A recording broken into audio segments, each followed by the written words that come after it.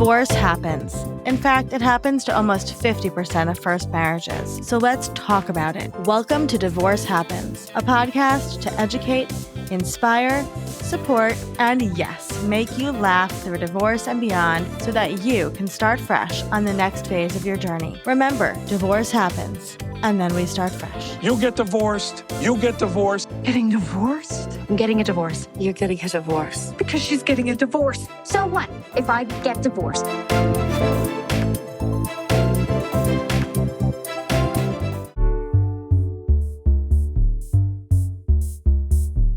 Hello, hello, hello. Welcome back to Divorce Happens, the podcast where we support you before, during, and after divorce with education, inspiration, and a little bit of laughter because, as you know, divorce happens and then you start fresh. And we're here today with one of our Fresh Starts experts, Vicki. Vicki, can you introduce yourself? Hi, I'm Vicki Vollweiler. I'm the founder of College Financial Prep, and I help parents save money on the cost of college. Yeah, easier said than done in a lot of ways because there's a lot of emotions mixed into that. So something that comes up a lot for divorced families or families going through a divorce is this concept that college is either very soon will be happening or looming in the future. How does that play into divorced families, Vicki? Just so everybody knows, I'm a divorced parent too. Divorce and college planning is my niche. How does it play in? When people get divorced, now you're taking your finances, you're dividing it into two households. Usually finances for college, people need to live. So people are certainly concerned about how are they going to pay for college for their child? How are they going to split the cost of college with the other parent? Who's filling out the FAFSA form? Lots of questions always come up. Yeah. And certainly it's not just financial, it's emotional. We also want, to be able to send our kids to the best schools possible. We don't want them hurt in any way. So lots of things come into play when planning for college. Okay, so let's take it a step back. When you have, let's say, a junior or a senior kid in your household and they are going to be applying to college and you are a divorced parent, what are some things that you need to keep in mind during this process that can maybe make everybody's lives a little bit easier, we hope? So and I actually have a rising senior now. So she's going into 12th grade. We're smack in the middle of the college planning process. So something to keep in mind is that there are two main financial aid applications. There's what's called the FAFSA, which is used by every school in the country and even some schools outside of the United States. And then there's also what's called the CSS Profile. And that's mostly used by the more popular schools. The NYUs, the Boston Universities, the GWs, Syracuse, Stanford, the Ivy Leagues, a few public universities too, like University of Michigan, UNC Chapel Hill. But it's those big brand name schools typically that want the CSS Profile. So what it ends up happening with the CSS Profile is that usually, not always, but usually they want both parents' information, even if the parents are divorced. So now imagine both parents, it's down the line, both parents get remarried. Now those schools are looking for 4 parents worth of income and assets. The FAFSA is only going to look at one parent. Now, if that parent is remarried, yes, they're going to want that new parent's information also, but it's not going to look at both households. It'll look just primarily at one household. So it's funny. So my daughter was starting to plan her college list. And as part of her spreadsheet that she created, she put in there, is it FAFSA? Is it CSS Profile? If it's CSS Profile, are they looking for one parent or for both parents? So, she knows because we're a divorced household that this is one of the strategies that's going to help us save money on the cost of college. Wow. First of all, she sounds really like a go-getter, and I love that. She made a spreadsheet. I think mine was written on a napkin, but that's okay. And so Times have changed. a lot of times have changed. It's true. I mean, when I was first applying to college, I think it was the first year of the Common App, and it was a big deal back then.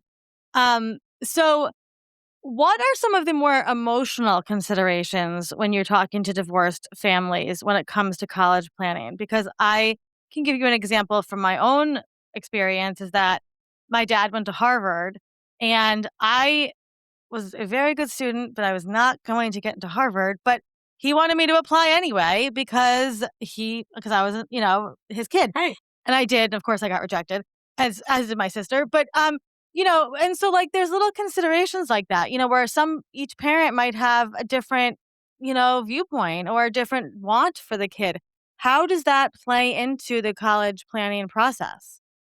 well, I always tell parents, and this is true for a family, this is true for individual parents, this is that everyone has different goals and different values. There's no right and wrong. Some people, I'll use the example, they only want their child to go to what they perceive as the best university, like in your example, Harvard. They only want that for their child. They're going to find a way to pay for it no matter what. Other people, I'm making this up. My child wants to be a business major. They can go to any single school. They all offer business. I just want the least expensive possible. And other people are kind of somewhere in between. And let's see how much is offered, and let's see, what's affordable. So again, everyone has different goals and different values, and it's possible that both parents want something different. What if one parent went to a private university, when they were in college, and the other parent went to a state school? They both may want different things and may disagree on, what's right for their child. Yeah. Yeah. What about Vicky, especially let's say starting in junior year, there's college visits, there's tours, all these things. These things add up really quick. And there's also like the college applications, all of these kind of outside things. How do you help families figure all of that out in terms of not just the financial stuff, but like a plan for all of that too? Um, well, I think with developing a plan, they need to be aware of what all those costs are. Oftentimes people don't consider all the costs going in with planning for college. I mean, what people should know. Um, there are costs to send test scores if they're taking the SATs or ACTs. You have to pay to send those to the schools. The CSS profile application, you have to pay to send those in. The regular college application, you need to pay to send those in. And then, yeah, the visiting each school. Is it a plane ride away? Is it a short car ride? Do you need a hotel? Lots of expenses. And then do you need tutoring for the SAT exams? Um, so lots of stuff to consider. Yeah. Ideally, parents will either have spoken about this and agreed to, within their divorce agreement, or can certainly talk about it now, hopefully. But oftentimes there's just one parent that's doing it all. And, it is possible, depending on income, to get waivers from your high school guidance office. So that may be worth exploring to help save on costs, certainly for all the applications and sending test scores and whatnot. Could be really helpful. So you have personal experience going through this. How is it being a divorced parent taking your daughter through this experience? We're visiting the schools, so she's a music major. She knows she's going to be a music major. But yeah, we're having fun visiting all the schools and making it into little overnight trips. For me personally, it's just easier. I'm taking care of whatever I'm doing. He's taking care of whatever he's doing. But yeah, so far we're enjoying the experience. She's written her essays. The Common App opens August 1st. So the essays are done, and she's planning her pre-screens for what. So for music majors, you have to send in videos of, you're performing, and then they'll do auditions on campus. So, yeah, it's lots of fun so far. When I was going through my college experience, my parents got divorced when I was 10. And I think it was about maybe my sophomore year of high school. My dad is the oldest of six. And one of my uncles and one of my aunts said, you know what? A lot of my family went to school up in Boston, BU and all those places. They said, they were living up there and they said, why don't we take you to tour? And so I got this really unique opportunity. It was like a real gift that I went with one of my uncles. We went to Brown, also didn't get in there. and all these different places. And then my aunt, and then I took a train, and it was one of the first times I was by myself traveling, and I was like 17, and he put me on the train, I think in Back Bay, and I went over to Boston or Cambridge, and my aunt picked me up, and we went into Harvard, and we drove, we did a road trip, and you know what? It was so special. And so I guess I want to say, like, if there's other people in your kid's life that wants to be part of this process, like, Oh, definitely. let them in, because that's like a really, like, I will always, and they did the same thing for my sister. Now, question for you. My brother went to St. Andrews in Scotland. Have you experienced working with families who go abroad for college? So yes, there are some schools that will take FAFSA. Yeah, it's important if you're considering schools abroad to look it up, see if they will take the FAFSA application. There are also families that I work with who are U.S. citizens, but outside of the U.S. that want to go to school in the U.S. that I work with that are able to come over. Hmm. So yeah, it's interesting Yeah, how it works both ways. it's interesting. So if somebody's listening to this, Vicky, and let's say that they have, let's say, like I have a 13-year-old, what should I be thinking about for the next 5 years? So first of all, the question is college in your divorce agreement? And not every state requires college, so it's likely not in everybody's divorce agreement. Um, I do hope that, if you went to college, if, your co-parent went to college, that, you're both able to agree on what to do for your child if, college is in their future.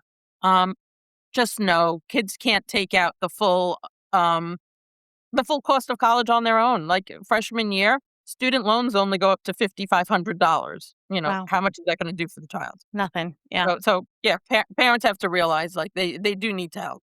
When should they start talking to you, Vicky? So I have families that are really young that are going through divorce. They want to include divorce within their agreement. They want to know what they should know at that stage so they can maximize financial aid, and I'll work with them when they're very little.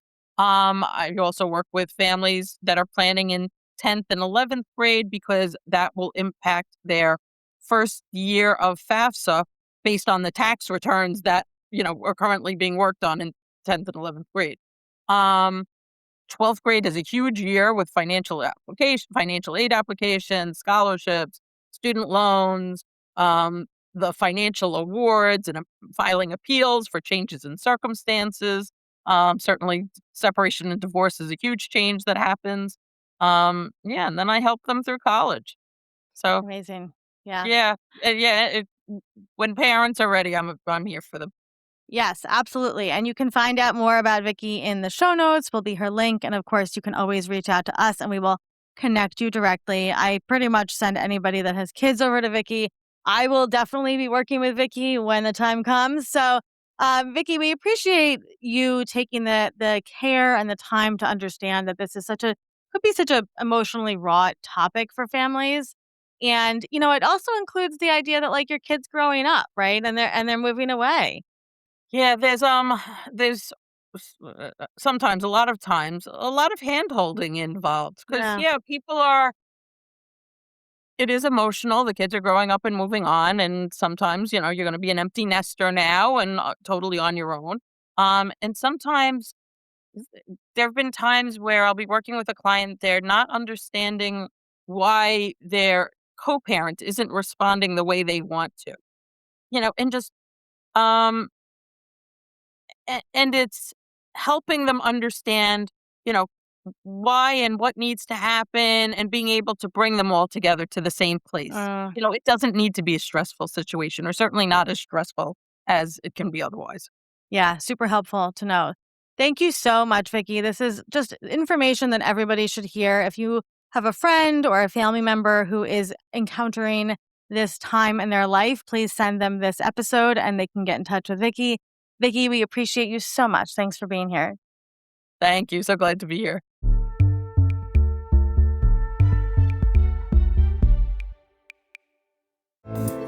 Divorce Happens is produced by Fresh Starts Registry, the only divorce registry platform for everything you need to begin again, including home items, hype team, and everything in between. Remember, divorce happens, and then we start fresh. We're here to support you before, during, and after divorce.